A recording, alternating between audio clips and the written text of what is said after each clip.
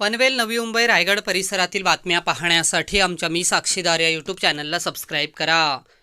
बस आणि कारच्या लेनमध्ये ट्रेलर घातल्यामुळे टोलचे बूथ केबिन आणि इतर सामानाचे नुकसान झाले।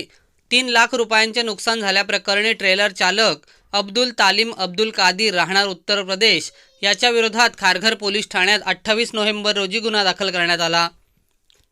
27 नोव्हेंबर रोजी खारघर कोपरा टोल नाका येथे मुंबईकडे येणाऱ्या लेनवर अचानक मोठा आवाज झाला।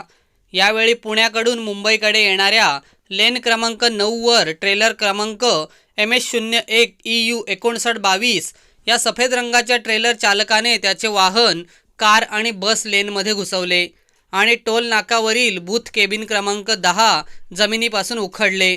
केबिनमधील संगणक, printer, CCTV camera, lane control system, panel, fan, cabin guard, toll नाक्याच्या केबिनचे सपोर्ट पोल हे यात दबून चेपले आणि 3 लाख रुपयांचे नुकसान झाले।